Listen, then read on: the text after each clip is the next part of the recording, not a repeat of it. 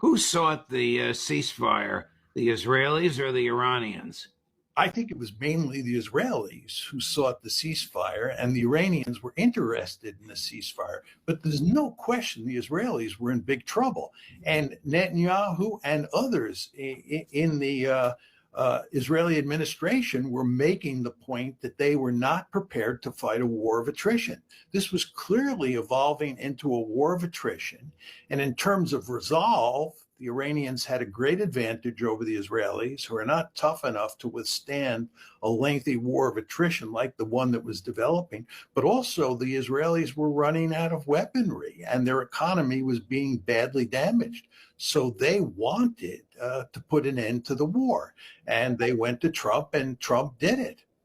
How badly damaged was Israel? Stated differently, how badly did the Israeli leadership underestimate the firepower and resilience of the Iranians? Well, it's very hard to figure out exactly how much damage was done because the Israelis have gone to enormous lengths to make it impossible for us to figure out how much damage was done. And the reason is that a lot of damage was done.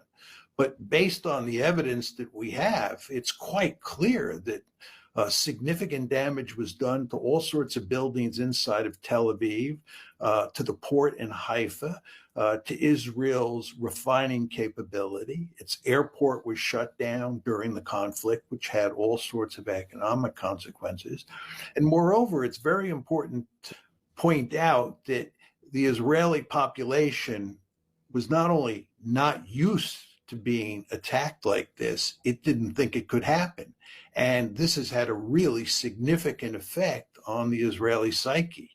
And that, again, is one of the reasons I believe that Netanyahu was interested in shutting down the war. He was receiving a lot of pressure from down below. The public was deeply unhappy about what was happening. And if that war had continued for weeks and then months and then years, it would have had a devastating effect on Israel.